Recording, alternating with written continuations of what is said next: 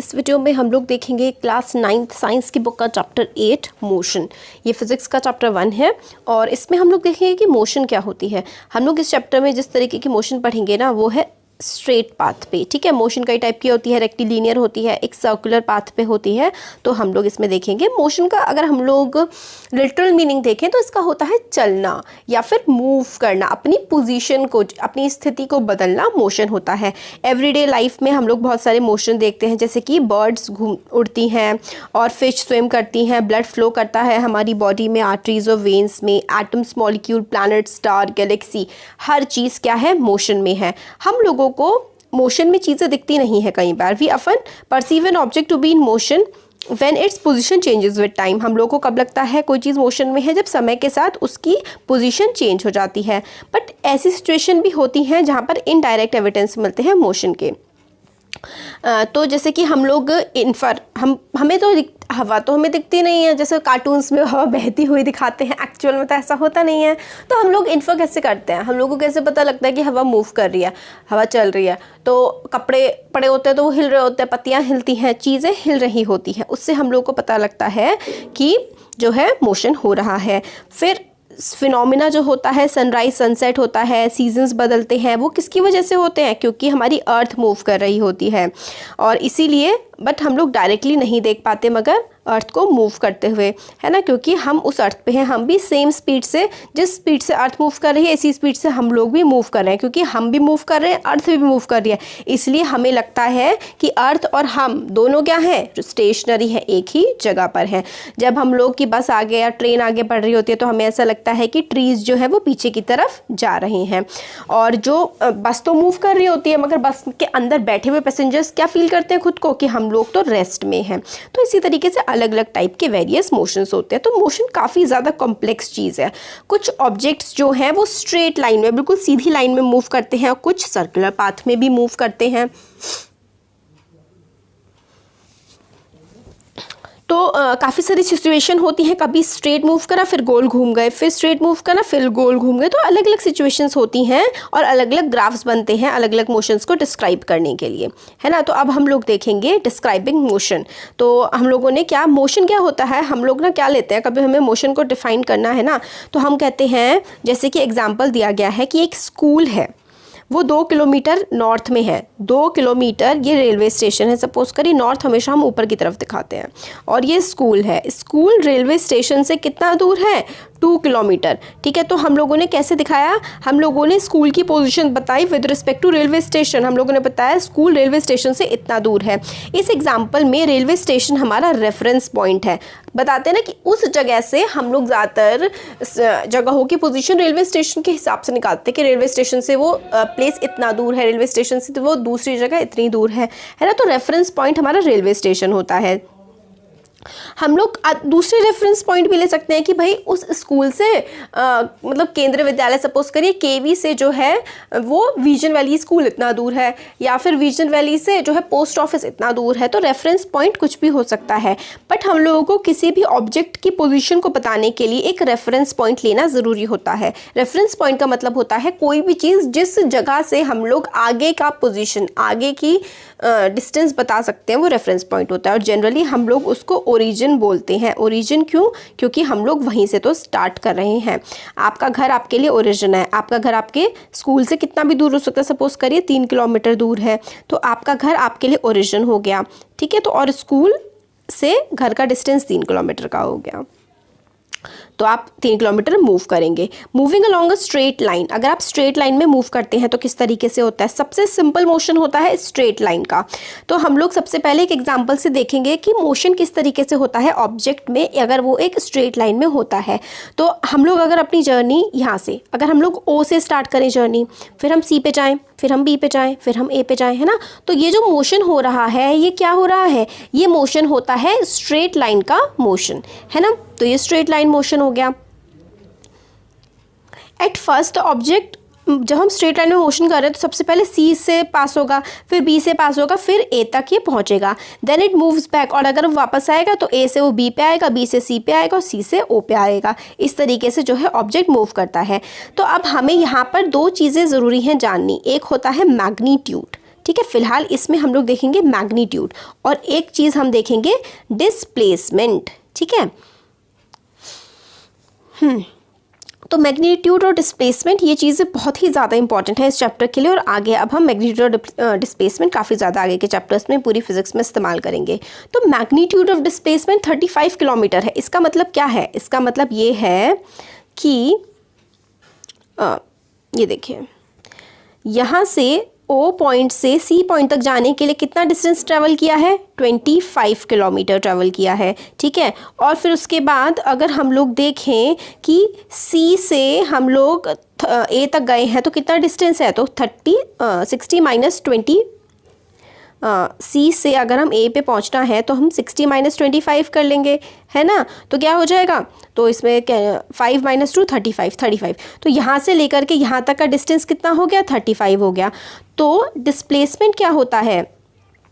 पहले हम मैग्नीट्यूड देखते हैं। चलिए, मैग्नीट्यूड ऑफ डिस्प्लेसमेंट हो गया 35। डिस्प्लेसमेंट मतलब एक पॉइंट से दूसरे पॉइंट के बीच का डिस्टेंस, यानी कि एक पॉइंट से दूसरे पॉइंट के बीच में अगर हम जा रहे हैं ना तो वो चीज़ होती है डिस्प्लेसमेंट। और जो वैल्यू होती है कि कितना आप गए हैं, एक नंबर होता है। मैग्नीट्यूड हमेशा एक नंबर होता है। तो नंबर क्या है? कितना दूर गए हैं? 35 किलोमीटर गए हैं। तो ये 35 किलोमीटर मैग्नीट्यूड हो गया। और ये आपने जो इनिशियल पॉइंट से फाइनल पॉइंट पे मूव किया है, इनिशियल पॉइंट वो होता है जहाँ पर आप होते हैं, और जहाँ आपको जाना होता है वो फाइनल पॉइंट होता है। तो इन दोनों के बीच आप क्या कर रहे हैं? आप डिस्प्लेस कर रहे हैं, ठीक है। तो मैग्नीट्यूड ऑफ डिस्प्लेसमेंट 35 किलोमीटर हो गया। It is not equal to length of path. तो टोटल लेंथ क्या है पाथ की? 0 से लेकर के 60। यहाँ तो 60 किलोमीटर है, फिर 60 से हम लोग 35, है ना, A से फिर हम लोग यहाँ पे वापस गए तो ये 35 हो गया। तो 60 प्लस 35 कितना हो गया? यहाँ पे हमारा एक तरह से 95 बन जाता है ना। तो अब हम लोग को ये चीज़ समझ में आती है कि we will notice that the magnitude of the displacement for a course of motion may be 0 but the corresponding distance covered is not 0। तो आपको एक बात बहुत इंपॉर्टेंट है, मैग्नीट्यूड 0 हो सकता है। अब कैसे हो सकता है ये समझते हैं। आप इस पॉइंट, ये पॉइंट A मान लीजिए और ये पॉइंट मान लीजिए B। आप A से B पॉइंट पे गए, A आपका इनिशियल पोजीशन है और B आपकी फाइनल पोजीशन है, ठीक है। तो इनिशियल पोजीशन से फाइनल पोजीशन का जो मूवमेंट होता है ना उसको हम लोग डिस्प्लेसमेंट कहते हैं। बट अगर आप लोग इस B पॉइंट से वापस A पॉइंट पे आ गए ना तो आपका डिस्प्लेसमेंट 0 हो गया, क्योंकि आप इनिशियल पोजीशन पे थे और अब वापस इनिशियल पोजीशन पे ही आ गए हैं। तो इसका मतलब आपका डिस्प्लेसमेंट 0। आप स्कूल से घर आए, नहीं यहाँ से देखिए, आप घर से स्कूल गए तो आपका ये डिस्प्लेसमेंट हो गया। बट आप स्कूल से वापस घर आ गए तो आपका डिस्प्लेसमेंट क्या हो गया? आपका डिस्प्लेसमेंट हो गया 0। तो displacement can be 0 but distance can not be 0। आपका घर है, फिर आपका स्कूल है, आपके घर और स्कूल में 3 किलोमीटर का डिस्टेंस है सपोज करिए। तो आपने घर से स्कूल जाने में 3 किलोमीटर ट्रैवल किए, फिर जब आप स्कूल से घर आएंगे तो आप फिर से 3 किलोमीटर ट्रैवल करेंगे। तो आपका डिस्टेंस ट्रैवल कितना हो गया? डिस्टेंस ट्रैवल हो गया आपका 3 + 3 6, यानी कि 6 किलोमीटर आपने डिस्टेंस ट्रैवल किया है। बट आपका डिस्प्लेसमेंट 0 है। क्यों? क्योंकि आप इनिशियल पॉइंट से फाइनल पॉइंट पे गए और फाइनल पॉइंट से वापस इनिशियल पॉइंट पे आ गए। मतलब आप फाइनल रिजल्ट जब देख रहे हैं तो आप दोबारा से इनिशियल पोजीशन पे ही हैं। तो जब ऐसा होता है कि आप इनिशियल से फाइनल पे गए, फाइनल से वापस इनिशियल पे आ गए, तो डिस्प्लेसमेंट 0 हो जाता है। ये बात बहुत ही ज़्यादा इंपॉर्टेंट है, ये बात आपको याद रखनी है। और दोनों के दोनों डिस्प्लेसमेंट हो गया या डिस्टेंस हो गया, ये फिजिकल क्वांटिटीज़ हैं। मगर डिस्प्लेसमेंट और डिस्टेंस में क्या होता है? डिस्टेंस में टोटल पाथ कवर्ड, मतलब टोटल कितना पाथ हुआ है ना, टोटल आपने कितना मूव किया है वो आप डिस्टेंस में मेजर करते हैं। बट डिस्प्लेसमेंट में आप सिर्फ इनिशियल पोजीशन से फाइनल पोजीशन के बीच में कितना गए हैं वो ही माना जाता है, सिर्फ और सिर्फ, ठीक है। अब ये हो गया distance covered by an object. To describe distance we need to specify only numerical value not the direction of motion. अगर आपको अपने स्कूल से घर जाना है या घर से स्कूल जाना है तो आपको सिर्फ बीच का रास्ता बताना पड़ेगा और आपको डायरेक्शन बताने की कोई ज़रूरत नहीं है। तो सर्टेन क्वांटिटीज़, कुछ क्वांटिटीज़ ऐसी होती हैं जिसको आप सिर्फ नंबर में ही डिस्क्राइब कर सकते हो। Numerical value of physical quantity is its magnitude. जो नंबर होता है ना, न्यूमेरिकल वैल्यू नंबर, वो किसी भी क्वांटिटी का, किसी भी चीज़ का क्या होता है? मैग्नीट्यूड होता है। जैसे कि आपका वेट, आपका वेट आपके लिए क्या हो गया? मैग्नीट्यूड हो गया। आपके वेट की कोई डायरेक्शन नहीं है, वो सिर्फ एक नंबर है ना, तो वो क्या हो गया, मैग्नीट्यूड हो गया। तो numerical value of a physical quantity is its magnitude. Numerical value जो होती है किसी भी फिजिकल क्वांटिटी की, वो मैग्नीट्यूड होता है। एग्जाम्पल के लिए डिस्टेंस जो है वो एक न्यूमेरिकल वैल्यू है, और difference will give you numerical value of displacement from O to C to A. तो देखिए डिस्प्लेसमेंट इनिशियल से फाइनल पोजीशन का ही होता है, ये आप समझ लीजिए। तो डिस्प्लेसमेंट क्या हो गया, the shortest distance measured from initial to final position of an object is known as displacement. सबसे छोटा डिस्टेंस जो कि इनिशियल से फाइनल पोजीशन के बीच में किसी ऑब्जेक्ट के होता है वो डिस्प्लेसमेंट होता है। तो शॉर्टेस्ट डिस्टेंस होता है, सबसे छोटा से छोटा डिस्टेंस जो हो सकता है ना इनिशियल और फाइनल पोजीशन के बीच में, उसको ही हम डिस्प्लेसमेंट बोलते हैं। वेरी वेरी इंपॉर्टेंट, बिल्कुल दिमाग में बसा लीजिए इसको। और can magnitude of displacement be equal to distance travel by an object. हो सकता है, मैग्नीट्यूड और डिस्प्लेसमेंट बराबर हो सकते हैं ना। आप अपने ए जगह से, आप अपने प्लेग्राउंड से आप अपने घर चले गए बस, तो आपने डिस्टेंस भी इतना ही ट्रैवल किया और आपका मैग्नीट्यूड भी यही हो गया। आप दोबारा प्लेग्राउंड में नहीं जाएंगे, तो मतलब आपने रिवर्स नहीं किया। तो अगर आप एक पोजीशन से दूसरी पोजीशन पे जा रहे हैं और फिर वापस पहली वाली पोजीशन पे नहीं आ रहे हैं, तो डिस्प्लेसमेंट और मैग्नीट्यूड डिस्प्लेसमेंट और आपका डिस्टेंस कवर्ड बिल्कुल सेम हो जाएगा, है ना। तो एग्जांपल में वही, motion of an object from O to A, distance covered is 60 kilometre and the magnitude of displacement is also 60 kilometre. 0 से ए में आपने जितना डिस्टेंस कवर किया है उतना ही तो मैग्नीट्यूड है, बट डिस्टेंस क्या हो जाएगा, डिस्टेंस में आप वापस भी आ सकते हैं तो उसकी वैल्यू और बढ़ जाएगी। बट मैग्नीट्यूड में अगर आप बट आप डिस्प्लेसमेंट में अगर वापस आएंगे, मतलब आपने अगर इनिशियल से फाइनल पोजीशन पे गए, ठीक है, तो आपका डिस्टेंस और डिस्प्लेसमेंट दोनों क्या होंगे, सेम होंगे। बट अगर आप वापस आ रहे हैं फाइनल से फिर से इनिशियल पे आ रहे हैं, तो डिस्प्लेसमेंट क्या हो जाएगा, 0 हो जाएगा। Distance can never be 0। Distance आपने जो वो कहते हैं यात्रा जितनी की है वो कभी भी आपका 0 नहीं हो सकता, बट डिस्प्लेसमेंट हो सकता है, क्योंकि डिस्प्लेसमेंट आपका सिर्फ इनिशियल से फाइनल पोजीशन के बीच का मूवमेंट होता है। तो ये हम लोगों ने डिस्टेंस और डिस्प्लेसमेंट के बारे में इसमें देख लिया। अब आगे हम लोग देखते हैं uniform and non uniform motion. बहुत ही सिंपल से एग्जाम्पल है, ये सब इतना इलाबोरेट करके दे रखा है, पढ़ेंगे ज़्यादा टाइम लगेगा। सिंपल बता देती हूँ, अगर आप लोग सेम टाइम में सेम डिस्टेंस कवर कर रहे हैं थ्रू आउट योर जर्नी, मतलब कि आप लोग एक रास्ते पे निकले,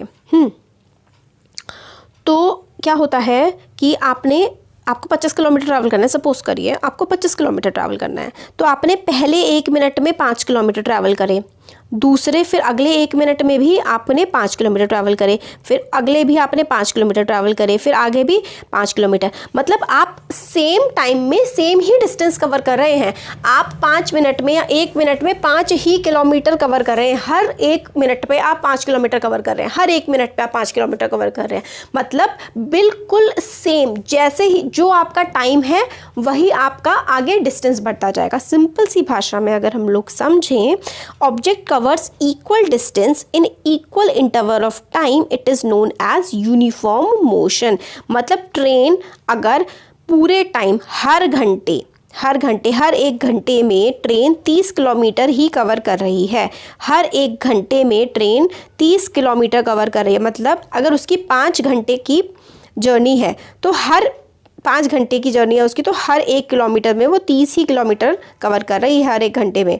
और अगर वो अगले फिर 2 घंटे में 70 किलोमीटर कवर कर लेगी तो ये नॉन यूनिफॉर्म हो जाएगा। यूनिफॉर्म का मतलब होता है एक जैसा, बिल्कुल सेम टू सेम। तो इसकी डेफिनेशन हम लोगों को मिल गई है, equal distance covered in equal interval of time is said to be uniform. मतलब बिल्कुल, अगर आपका 5 मिनट में आपने 10 किलोमीटर ट्रैवल कर रहे हैं ना, तो अगले 5 मिनट में भी आप 10 ही करो। अगले 5 मिनट में अगर आपने 11 किलोमीटर ट्रैवल कर लिए ना, तो आपका वो नॉन यूनिफॉर्म हो जाएगा, एक जैसा नहीं रहेगा। Equal distance travelled in equal interval of time is known as uniform motion.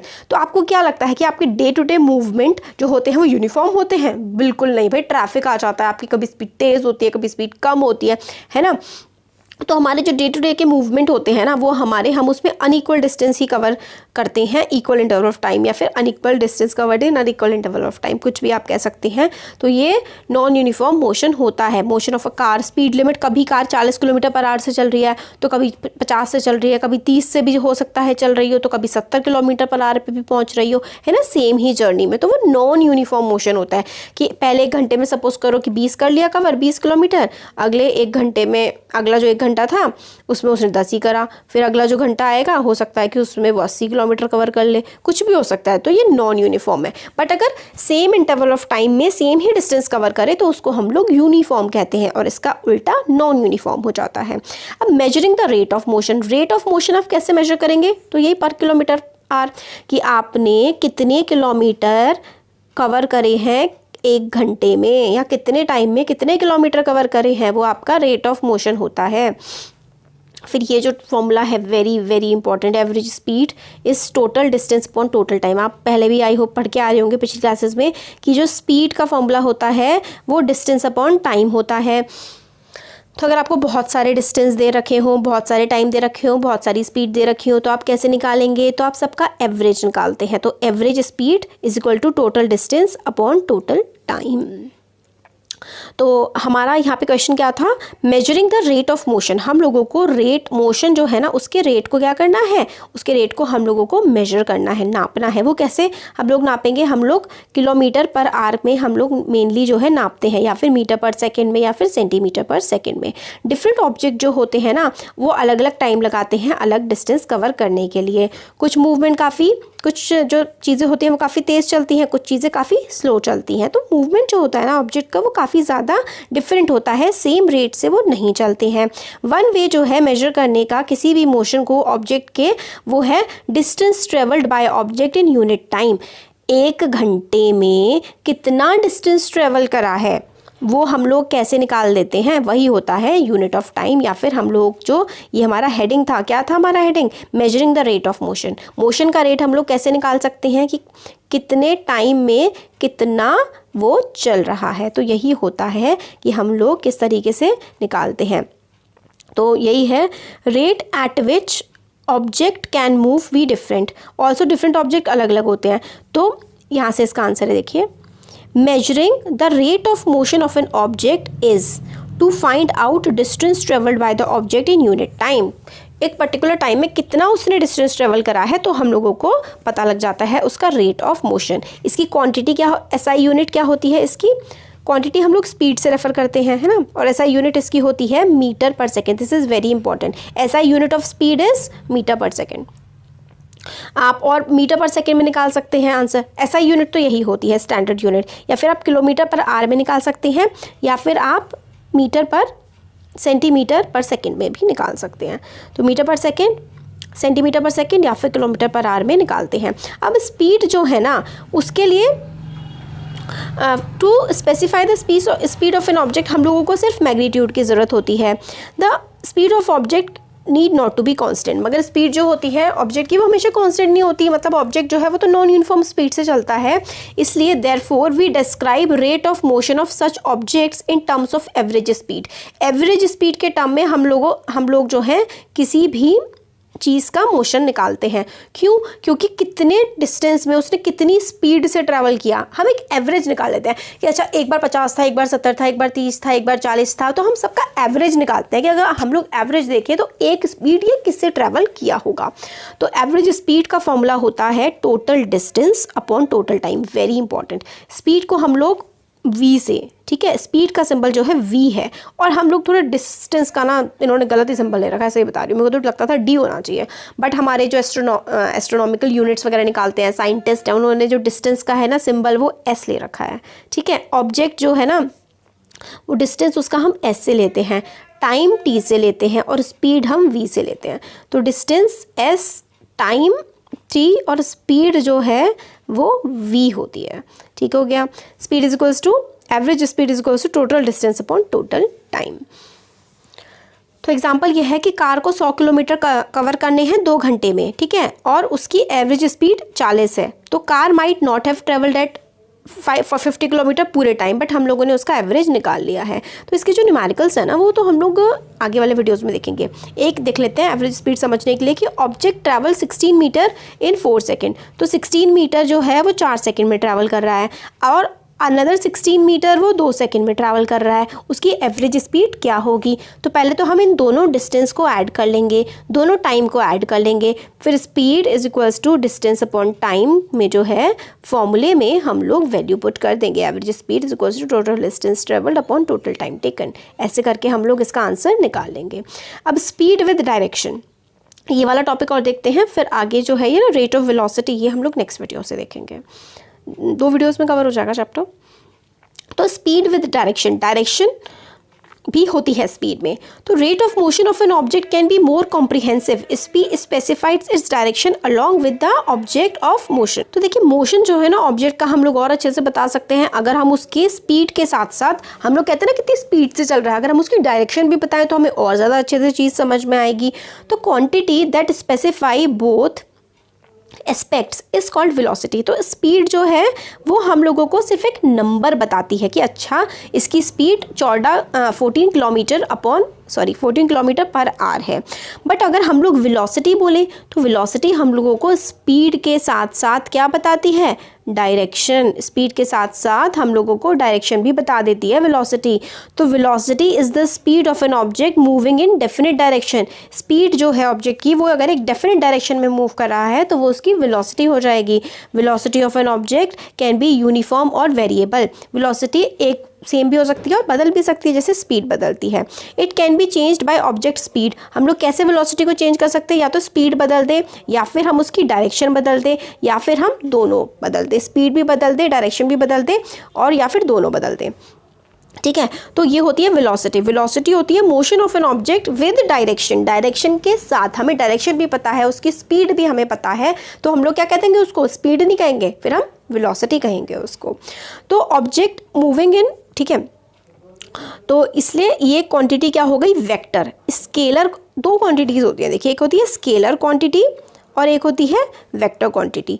तो स्केलर क्वांटिटी होती है ना जिसमें सिर्फ मैग्नीट्यूड होता है, ओनली मैग्नीट्यूड। अगर सिर्फ और सिर्फ मैग्नीट्यूड है ना तो स्केलर, मतलब डायरेक्शंस का हमें पता ही नहीं लग रहा है। जैसे कि speed, speed is a scalar quantity, हमें सिर्फ किसके बारे में पता है?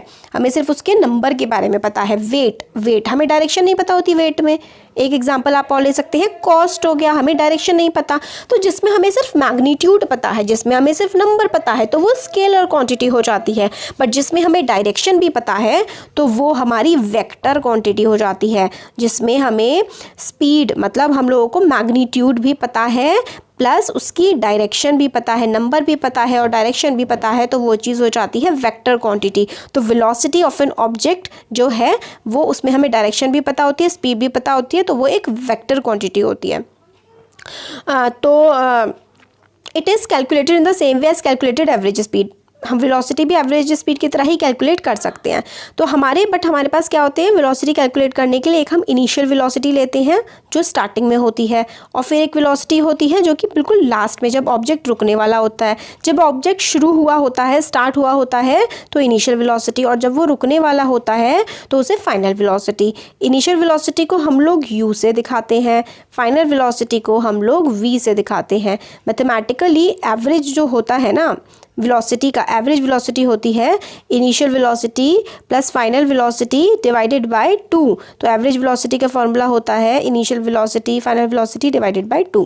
ठीक है, तो in case of velocity of an object is changing at a uniform rate. अगर यूनिफॉर्म बिल्कुल बराबर रेट पे वेलोसिटी चेंज हो रही है तो एवरेज वेलोसिटी हम लोग ऐसे करके निकाल सकते हैं। ठीक हो गया? तो u है इनिशियल वेलोसिटी, आगे बहुत काम आएगा, याद कर लीजिए। u है initial velocity and v is final velocity. तो हम लोगों ने यहाँ पे वेलोसिटी के बारे में देख लिया। वेलोसिटी में हम लोग मैग्नीट्यूड के साथ साथ डायरेक्शन भी पता कर सकते हैं किसी चीज़ की। अब न्यूमेरिकल्स हम लोग एक अलग वीडियो में देखेंगे, फिर आगे rate of change of velocity आ जाएगा कि किस तरीके से वेलोसिटी चेंज करती है। ग्राफिकल मोशन रिप्रेजेंटेशन, ये बहुत इंपॉर्टेंट है। जो ग्राफ्स है ना ये एग्जाम में बहुत ज़्यादा पूछे जाते हैं। Velocity time graph is very important. फिर इक्वेशन ऑफ मोशंस जो है उनका ग्राफिकल मेथड से हम लोग सीखेंगे बनाना। फिर फाइनली हम लोग जो आपका सर्कुलर मोशन है वो देखेंगे, फिर न्यूमेरिकल्स इसके देख लेंगे। न्यूमेरिकल्स बहुत ज़्यादा पूछे जाते हैं। तो अब इस चैप्टर में हम लोग देखते हैं आगे rate of change of velocity. तो वेलोसिटी हम लोगों ने पढ़ी थी। वेलोसिटी का क्या मतलब होता है? वेलोसिटी का मतलब होता है कि मोशन, ठीक है, जो आपकी स्पीड है, स्पीड में क्या होती है? सिर्फ और सिर्फ मैग्नीट्यूड होता है, कि मतलब कि स्पीड क्या है कि 23 किलोमीटर पर आवर ये स्पीड है। बट अगर हम लोगों को स्पीड की डायरेक्शन भी पता होती है कि किस दिशा में ये जा रही है, तो उस चीज़ को हम लोग वेलोसिटी बोल देते हैं। अब rate of change of velocity, तो वेलोसिटी किस रेंज से, किस रेट से, किस गति से चेंज होती है वो हम इसमें देखेंगे। तो देखिए, जब यूनिफॉर्म मोशन हो रहा होता है ना किसी भी ऑब्जेक्ट का, जब कोई स्ट्रेट लाइन में ऑब्जेक्ट चल रहा है और यूनिफॉर्म मोशन है, यूनिफॉर्म मोशन के बारे में हम लोगों ने क्या पढ़ा था कि हर 5 मिनट में, मतलब सेम टाइम में सेम ही डिस्टेंस कवर हो रहा है। जैसे कि अगर पहले 5 मिनट में 10 किलोमीटर सपोज करिए कवर करें, तो अगले 5 मिनट में भी 10 किलोमीटर कवर करेंगे, फिर उसके अगले 5 मिनट में भी 10 किलोमीटर कवर करेंगे, तो बिल्कुल सेम स्पीड रहती है सेम टाइम में, तो यूनिफॉर्म मोशन होता है। जब यूनिफॉर्म मोशन हो रहा होता है स्ट्रेट लाइन में, बिल्कुल सीधे सीधे चलते जा रहे हैं और मोशन यूनिफॉर्म है, तो वेलोसिटी जो है ना वो बदलती नहीं है, वेलोसिटी बिल्कुल वही की वही रहती है। तो यूनिफॉर्म मोशन में वेलोसिटी रिमेन्स कांस्टेंट, ठीक है, ये टर्म आपको बिल्कुल समझ लेना है। और इस केस में क्योंकि वेलोसिटी चेंज नहीं होती है कभी भी, तो यूनिफॉर्म मोशन के टाइम में वेलोसिटी जो होता है ना, rate of change of velocity, change in velocity क्या हुआ? 0 हो गया, क्योंकि स्पीड और जो कुछ भी चीज़ें हैं, हमारा यूनिफॉर्म मोशन में स्पीड भी तो चेंज नहीं होती है ना बिल्कुल भी। जब बिल्कुल भी चेंज नहीं हो रही है तो कोई बदलाव ही नहीं आ रहा, एक तो सीधा चले जा रहे हैं, ना डायरेक्शन बदल रही और ना ही उसका मैग्नीट्यूड बदल रहा कि वो 10 किलोमीटर पर आवर से ही हर समय चले जा रहा है। तो ऐसे केस में वेलोसिटी क्या हो जाती है? 0। तो यूनिफॉर्म मोशन में आपको याद रखना है, जब भी मोशन यूनिफॉर्म होता है तो velocity, change in velocity, velocity में कोई बदलाव नहीं होता। तो यूनिफॉर्म मोशन के टाइम में चेंज इन वेलोसिटी 0 होता है। बट अगर नॉन यूनिफॉर्म मोशन हो कि भाई आपको स्ट्रेट लाइन में जाना है, पहले 10 किलोमीटर आपने सपोज करिए कि आधे घंटे में, 30 मिनट में आपने ट्रैवल करे, फिर अगले 10 किलोमीटर हो सकता है आपको 2 घंटे लग जाए ट्रैवल करने में, बहुत ज़्यादा ट्रैफिक कुछ भी हो सकता है ना। तो इस तरीके का मोशन जो होता है वो नॉन यूनिफॉर्म मोशन होता है। और नॉन यूनिफॉर्म मोशन में वेलोसिटी भी चेंज होती है, क्योंकि कभी 10 हो रही है, कभी 20 हो रही है, कभी 15 हो रही है ना। तो वेलोसिटी चेंज होती है नॉन यूनिफॉर्म मोशन में, उसकी वैल्यूज़ जो है ना वो बदलती रहती हैं, जैसे जैसे चेंज होता है पाथ उसके हिसाब से वेलोसिटी की वैल्यू बदलती रहती है। दस change in velocity of object during the time interval is not 0। तो नॉन यूनिफॉर्म मोशन जो होता है ना, नॉन यूनिफॉर्म मोशन, ठीक है, जो नॉन यूनिफॉर्म मोशन होता है उसमें वेलोसिटी ना चेंज होती रहती है, वेलोसिटी चेंजेस, ठीक है। नॉन यूनिफॉर्म में मोशन में वेलोसिटी चेंज होती है। अब हमसे यहाँ पे एक क्वेश्चन पूछा गया है, can you express the change in velocity of an object. तो ऑब्जेक्ट किस तरीके से अपनी वेलोसिटी को चेंज कर रहा है, क्या आप उसको बता सकते हैं? तो वो बताया जाता है। इस क्वेश्चन का आंसर है एक फिजिकल क्वांटिटी जिसका नाम है acceleration. Acceleration is very very very important. आप बहुत सारे स्टार लगा लीजिए इस पर, क्योंकि ये आपके आगे वाले चैप्टर्स में भी काम आने वाली है। जब आप लोग ग्रेविटेशन चैप्टर पढ़ेंगे हर जगह ये काम आएगी। फिर अभी हम लोग आगे चैप्टर में इक्वेशन ऑफ मोशंस देखेंगे, ग्राफिकल रिप्रेजेंटेशन, लीनियर, हर तरीके से देखेंगे। तो एक्सेलरेशन का बहुत इंपॉर्टेंट रोल है। एक्सेलरेशन क्या होता है? Measure. Acceleration is the measure of change in velocity of an object per unit time. कितने टाइम में वेलोसिटी कितनी चेंज हो रही है, मतलब 5 मिनट में कितनी वेलोसिटी चेंज हो रही है, 10 मिनट में कितनी वेलोसिटी चेंज हो रही है, इसी चीज को हम लोग एक्सेलरेशन कहते हैं। Acceleration is equals to change in velocity upon change in time. Acceleration क्या होता है? Change in velocity. वेलोसिटी जो चेंज होती रहती है किसके साथ? टाइम के साथ। टाइम के साथ जब वेलोसिटी चेंज होती रहती है उस चीज़ को हम लोग एक्सेलरेशन कहते हैं। Acceleration is equals to change in velocity with time, या फिर it is the measure of change in velocity of an object per unit time. Measure of change in velocity of an object per unit time. तो acceleration होती है change in velocity upon time taken. If the velocity of an object changes from initial value u to final value v in time t। तो देखिए क्या है, velocity change हो रही है, इसका मतलब क्या है? हमने आप पहले वीडियोस में भी देखा था, जो इनिशियल वेलोसिटी होती है। इनिशियल वेलोसिटी का मतलब होता है जब कोई ऑब्जेक्ट स्टार्ट हुआ है मूव करना, तो इनिशियल वेलोसिटी को हम लोग u से दिखाते हैं। फाइनल वेलोसिटी का मतलब है कि जब वो फाइनल पॉइंट रीच हो गया है जहाँ पर उसको जाना है, तो फाइनल वेलोसिटी हमारी v हो जाती है। इनिशियल वेलोसिटी u से हम डिपिक्ट करते हैं, फाइनल वेलोसिटी को हम v से दिखाते हैं। तो क्योंकि वेलोसिटी चेंज होती रहती है इसलिए चेंज इन वेलोसिटी को हम दिखाते हैं u माइनस v, मतलब initial position minus final position, ठीक है, इनिशियल वैल्यू या फिर final value, u minus v upon t से हम इसको दिखाते हैं। तो a is equals to initial value, sorry a is equals to final value minus initial value upon t, sorry, ठीक है। तो kind of motion is known as accelerated motion. तो इस तरीके की मोशन जिसमें वेलोसिटी बदलती रहती है, मोशन जिसमें वेलोसिटी बदलती रहती है, इस तरीके के मोशन को हम लोग एक्सेलरेटेड मोशन कहते हैं। Acceleration is taken to be positive, acceleration positive होता है अगर direction of velocity, if it is the direction of velocity and negative when it is opposite to the direction of velocity। इसका मतलब है velocity की direction में अगर आप मूव कर रहे हैं, जहाँ ऐसे जा रही है और आपकी वेलोसिटी की डायरेक्शन भी यही है, तो एक्सेलरेशन की वैल्यू पॉजिटिव हो जाएगी। और अगर आपकी डायरेक्शन ये है बट जो वेलोसिटी है वो पीछे की तरफ लग रही है, आपको यहाँ जाना है बट वेलोसिटी का फोर्स जो है आप समझ लीजिए वो पीछे की तरफ लग रहा है, उल्टा लग रहा है, तो जब भी उल्टा लगता है तो निगेटिव हो जाता है। ये कॉन्सेप्ट आपको और भी ज़्यादा क्लियर होगा जब ग्रेविटेशन का चैप्टर आएगा उसमें, कि जब हम लोग अर्थ, हाँ वो उसमें हो जाएगा अच्छे से सारा का सारा क्लियर।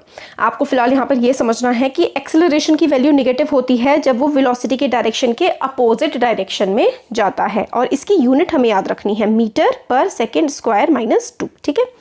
तो ऑब्जेक्ट ट्रेवल, अगर ऑब्जेक्ट स्ट्रेट लाइन में सीधा सीधा ट्रेवल कर रहा होता है और इसकी वेलोसिटी इंक्रीज होती है या फिर डिक्रीज होती है by equal amounts in equal interval of time, then the acceleration of an object is said to be uniform. तो यूनिफॉर्म एक्सेलरेशन कब होता है? जब वेलोसिटी बढ़ रही होती है या फिर घट रही होती है बिल्कुल बराबर टाइम में, जैसे कि 5 मिनट में इतनी ही, इस 5 मिनट में सपोज करिए वेलोसिटी 10 बढ़ गई, अगले 5 मिनट में भी वेलोसिटी 10 बढ़ गई, तो वेलोसिटी क्या हो गई? वेलोसिटी हो गई यूनिफॉर्म, ठीक है। तो देखिए, if an object travel in a straight line, object सीधा स्ट्रेट लाइन में ट्रैवल कर रहा है एंड इट्स वेलोसिटी इंक्रीजेस और डिक्रीजेस, उसकी वेलोसिटी बढ़ रही है या फिर घट रही है बाय इक्वल अमाउंट, बिल्कुल बराबर बराबर घट रही है या बढ़ रही है इन equal interval of time. Her 5 minute में वो 10 बढ़ जाती है, हर 5 मिनट में फिर अगले फिर 10 बढ़ जाती है। तो इस तरीके से जो वेलोसिटी बढ़ती है उसको हम लोग यूनिफॉर्म एक्सेलरेशन कहते हैं, क्योंकि एक्सेलरेशन क्या है? Change in velocity upon time, कितने टाइम में वेलोसिटी कितनी चेंज हो रही है वही एक्सेलरेशन होता है। अगर बिल्कुल बराबर टाइम में बराबर ही वेलोसिटी चेंज हो रही है तो वो यूनिफॉर्म एक्सेलरेशन हो जाता है। और ऐसा कब होता है? एग्जाम्पल आपको याद कर लेना है, रट लेना है। यूनिफॉर्म एक्सेलरेशन का एक एग्जाम्पल है फ्री फॉलिंग बॉडी, मतलब कि अगर आप लोग छत से एक बॉल को फेंक रहे हैं तो वो बॉल क्या है? वो बॉल एक फ्री फॉल में आ जाती है, उस पर अब किसी कोई फोर्स नहीं है, उसके ऊपर का नीचे का वो फोर्स आपस में कैंसिल हो जाता है और वो नीचे जाती है। ये सारे जो कॉन्सेप्ट है ना, फ्री फॉल क्या होता है, ये आगे के चैप्टर्स में आपको बिल्कुल अच्छे से इन पे पूरे डेरिवेशंस हैं, सब कुछ करेंगे हम। तो फिलहाल आप ये समझ लीजिए कि motion of a freely falling body ना, बिल्कुल फ्रीली जो आराम से फॉल कर रही होती है, वो यूनिफॉर्मली एक्सेलरेटेड मोशन होता है। और हमने यूनिफॉर्म एक्सेलरेटेड मोशन पढ़ लिया, तो भाई कोई नॉन यूनिफॉर्म एक्सेलरेटेड मोशन भी होगा। तो उसमें क्या होगा? जब वेलोसिटी चेंज हो रही होगी अलग अलग टाइम पे अलग अलग वेलोसिटी होगी। 5 मिनट में वेलोसिटी 10 थी, अगले 5 मिनट में वेलोसिटी 12 हो गई, अगले 6 मिनट में वेलोसिटी 13 हो गई। तो इस तरीके से कुछ भी ऊपर खाबड़ सी चेंज हो रही है, तो सिंपल सी वो क्या हो जाता है? नॉन यूनिफॉर्म एक्सेलरेशन हो जाता है if its velocity changes at a non uniform rate. Uniform acceleration क्या होता है? If its velocity changes at a non uniform rate. Example के लिए, if a car travelling along a straight road, car straight road में travel कर रही है, increases its speed bye unequal amounts in equal intervals of time. मतलब car travel कर रही है स्ट्रेट रोड पर और उसकी स्पीड जो बढ़ रही है ना, वो इक्वल अमाउंट्स में बढ़ रही है। जैसे 10 मिनट में सपोज +30 स्पीड बढ़ गई, फिर अगले 10 मिनट में +50 बढ़ गई, है ना। तो इस speed bye unequal amount in equal interval of time. तो इंटरवल ऑफ टाइम क्या है? बराबर है बिल्कुल, हर 10 मिनट में, बट स्पीड जो है ना, कभी 30, कभी 35, तो कभी 40, तो कभी 41, इस तरीके से चेंज होती जा रही है स्पीड। तो इस तरीके का जो मोशन होता है ना, वो नॉन यूनिफॉर्म एक्सेलरेशन होता है। तो आप यूनिफॉर्म याद कर लीजिए। यूनिफॉर्म का एग्जाम्पल फ्री फॉल है, और उसका just opposite equal interval of time में इक्वल वेलोसिटी चेंज हो रही है तो यूनिफॉर्म, और इक्वल इंटरवल ऑफ टाइम में अनइक्वल वेलोसिटी चेंज हो रही है तो वो नॉन यूनिफॉर्म हो जाएगा। अब हम लोग क्या करते हैं, इस वीडियो में हम लोग ये देखते हैं rate of change of velocity. और अब क्या है ना, देखिए आगे जो है ये पार्ट आपके चैप्टर का बहुत ही क्रूशियल पार्ट है। एग्जाम में सबसे ज़्यादा क्वेश्चंस यहीं से आते हैं, ग्राफिकल रिप्रेजेंटेशन ऑफ मोशन।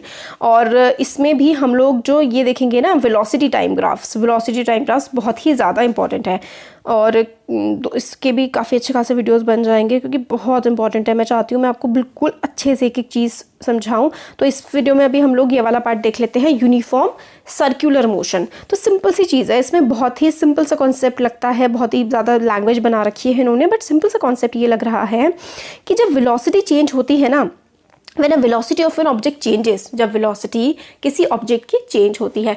अगर आपको अब तक समझ में आ गया है वेलोसिटी क्या होती है तो प्लीज़ कमेंट सेक्शन में ज़रूर बता देना मुझे। तो when velocity of an object changes, जब किसी ऑब्जेक्ट की वेलोसिटी चेंज होती है, हम कहते हैं that the object is accelerating. मतलब वेलोसिटी चेंज हो रही है तो ऑब्जेक्ट एक्सेलरेट होता है। वेलोसिटी कैसे चेंज हो सकती है, या तो उसकी स्पीड बदल दो या फिर उसका टाइम बदल दो। The change in velocity could be due to change in magnitude. Magnitude मतलब उसका नंबर बदल गया, +20 हो गया, 30 हो गया, या फिर उसकी हमने डायरेक्शन बदल दी, या तो हमने डायरेक्शन बदल दी या फिर हमने मैग्नीट्यूड बदल दिया। चेंज इन मैग्नीट्यूड और change in direction can change velocity. तो वेलोसिटी चेंज हो जाएगी। एग्जाम्पल हमें दे रखा है, ये 4 एग्जाम्पल हैं। तो देखिए क्या है ना, इसमें एक रेक्टेंगल है और एक हमारा हेक्सागन है, एक हमारा ऑक्टागन है और एक हमारा सर्कुलर ट्रैक है। तो motion of the athlete along these tracks of different shape, अलग अलग ट्रैक जो हैं उसके अलग अलग शेप्स हैं, है ना। तो हम लोग कंसिडर करते हैं जो रेक्टेंगल वाला है, ठीक है। इसमें हमें एथलीट जो है रेक्टेंगुलर ट्रैक में जब मूव कर रहा है तो runs at a uniform speed. हम लोग अज्यूम कर रहे हैं, हम लोग मान के चल रहे हैं कि एथलीट जो है ना वो यूनिफॉर्म स्पीड में मूव कर रहा है। यूनिफॉर्म स्पीड मतलब इक्वल डिस्टेंस कवर कर रहा है इक्वल टाइम पीरियड में। तो सपोज करिए वो ऐसे करके है, अब स्ट्रेट पाथ्स में घूम रहा है, ठीक है। In order to keep himself on track, वो खुद को अगर उसको ट्रैक पे रखना है तो उसको कॉर्नर्स पे, जब वो किनारों पे पहुंचेगा तो अपनी डायरेक्शंस को चेंज करना पड़ेगा, है ना। कितनी बार उसको चेंज करना पड़ेगा, अगर वो रेक्टेंगुलर पाथ में भाग रहा है तो उसको 4 बार, जितने भी कोने होंगे उतनी बार एथलीट को अपनी डायरेक्शन को चेंज करना पड़ेगा, है ना। तो अब हमें ये पता लग गया जितने भी कोने होंगे उतनी बार एथलीट को डायरेक्शन चेंज करनी पड़ेगी। तो हेक्सागन में 1 2 3 4 5 6 बार एथलीट को अपनी डायरेक्शन चेंज करनी पड़ेगी। इसी तरीके से ऑक्टागन में गिन लीजिए जितने भी कोने हैं उतनी ही बार अपनी डायरेक्शन उसको चेंज करनी पड़ेगी एथलीट को। बट अगर कोई सर्कुलर पाथ हो तो सर्कुलर पाथ में क्या होगा, if athlete moves with a velocity of constant magnitude along with the circular path, the only change in his velocity is due to change in direction of motion। तो इससे पहले क्या हो रहा था, अगर एथलीट मूव कर रहा है with a velocity of constant magnitude, ठीक है। मैग्नीट्यूड क्या है, 30 ही है, मैग्नीट्यूड 30 है। तो सर्कुलर पाथ में only change in is velocity, उसके वेलोसिटी में जो चेंज आएगा ना वो सिर्फ और सिर्फ डायरेक्शन ऑफ मोशन की वजह से आएगा, क्योंकि उसकी डायरेक्शन चेंज हो जा रही है। इसी सिर्फ और सिर्फ इस वजह से उसकी जो वेलोसिटी है उसमें चेंज आएगा। तो देखिए अगर वो सर्कुलर पाथ पे है ना तो only change in is velocity is due to change in direction of motion. तो उसकी वेलोसिटी में जो चेंज आएगा वो सिर्फ और सिर्फ जो डायरेक्शन चेंज हो रही है ना उसकी वजह से आएगा। तो the motion of athlete moving along a circular path, जो एथलीट सर्कुलर पाथ पे मूव कर रहा है is therefore is an example of accelerated motion. तो एक्सेलरेटेड मोशन का आप एग्जांपल क्या दे सकते हैं, एक्सेलरेटेड मोशन का एग्जांपल हो सकता है athlete moving in a circular path, क्योंकि उसकी सिर्फ और सिर्फ डायरेक्शन चेंज हो रही है, उसका मैग्नीट्यूड क्या है, उसका मैग्नीट्यूड तो सेम है। तो ये एक्सेलरेटेड मोशन का एग्जांपल हो गया। तो हमें पता है सर्कल की सरकमफेरेंस होती है 2πr, ठीक है। और अगर एथलीट टी टाइम में मूव कर रहा है तो सर्कुलर पाथ में तो उसकी स्पीड क्या होगी, speed is equals to 2πr/2, 2πr/t। क्यों, क्योंकि 2πr ये तो डिस्टेंस कवर्ड है और कितने टाइम में कर रहा है वो हम ये लोग लिख देंगे, है ना। तो speed is equals to distance upon time. Distance क्या है उसका 2πr है और टाइम तो हमारे पास t है जो भी टाइम होगा। तो when an object moves in a circular path with uniform speed its motion is known as uniform circular motion. तो देखिए क्या होता है, जब कोई ऑब्जेक्ट एक सर्कल में यूनिफॉर्म स्पीड से मूव कर रहा होता है तो उसको हम यूनिफॉर्म सर्कुलर मोशन कहते हैं। यूनिफॉर्म क्योंकि वो उसकी स्पीड चेंज नहीं हो रही है, सर्कुलर क्यों, क्योंकि वो एक गोले में घूम रहा है। तो जब भी कोई ऑब्जेक्ट एक सर्कल में घूम रहा होता है तो उसको हम लोग यूनिफॉर्म सर्कुलर मोशन कहते हैं। अब ये वाला जो है पार्ट, इसमें एक्टिविटी में हमें ये बताया गया है कि आप एक धागा लीजिए, उस धागे पे एक पत्थर लीजिए और पत्थर को धागे से अच्छे से लपेट दीजिए और बांध दीजिए उसको, और फिर उसके बाद जैसे इसमें है ऐसे ऐसे करके गोल गोल आप उसको घुमाइए। तो आप ऐसे करके गोल गोल घुमा रहे हैं, फिर आपने बहुत देर तक घुमाया और फिर एकदम से उसको छोड़ दिया धागे को। तो सपोज करिए जब आपने धागे को छोड़ा तो आपका पत्थर यहाँ पर था, तो पत्थर की ट्रेजेक्टरी ऐसी बनेगी। ट्रेजेक्टरी के बारे में भी आपको पता लगेगा आगे के चैप्टर्स में। ट्रेजेक्टरी एक पाथ होता है सर्कुलर सा। तो आपने अगर इस डायरेक्शन में जब आपने पत्थर छोड़ा है, तो अगर आपका पत्थर इस डायरेक्शन में था ना, तो वो सीधा सीधा सीधा सीधा इसी डायरेक्शन में वो चलता चला जाएगा। यही इसमें बताया गया है। A stone describing a circular path with the velocity of constant magnitude. Magnitude constant है, तो जिस डायरेक्शन में आप उस पत्थर को छोड़ेंगे उसी डायरेक्शन में वो पत्थर आगे बढ़ता जाएगा। ये रॉकेट साइंस में बहुत काम आता है। तो on being release the stone moves along a straight line. जब आपने छोड़ा होगा तो स्टोन बिल्कुल स्ट्रेट लाइन में मूव करेगा, tangential to the circular path. मतलब सर्कुलर पाथ के यहाँ पे आपने छोड़ा तो इसके टेंजेंट होती है ना सर्कल के नीचे, बिल्कुल इस तरीके से स्ट्रेट लाइन में वो पत्थर मूव करेगा। जब आप उसको गोल गोल घुमा के छोड़ देंगे, जिस डायरेक्शन पे आपने उसे छोड़ा होगा उसी डायरेक्शन में स्ट्रेट लाइन में वो पत्थर मूव करना शुरू कर देगा।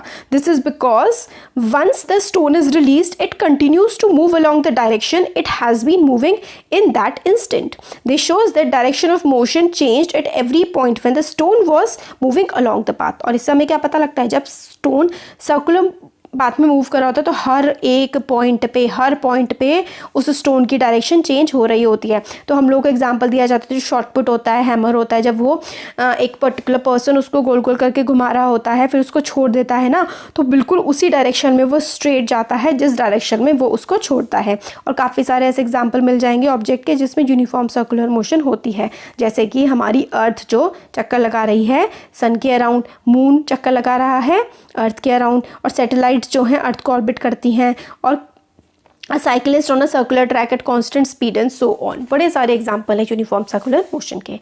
तो इस चैप्टर में तो अभी हम लोगों ने थ्योरी का पार्ट सारा का सारा कवर कर लिया है। अब आगे जो है ना वो डेरिवेशन वाला पार्ट है, और डेरिवेशन बहुत ज़्यादा पूछे जाते हैं। वेलोसिटी टाइम ग्राफ हम पढ़ेंगे, equation of motion by graphical method जो है ना वो हम देखेंगे, वो बहुत ही ज़्यादा इंपॉर्टेंट है। तो आगे आने वाले वीडियोज़ किसी भी हालत में मिस नहीं करने हैं, बहुत ही ज़्यादा इंपॉर्टेंट है आपके एग्जाम्स के लिए और आपके आगे की पढ़ाई के लिए भी।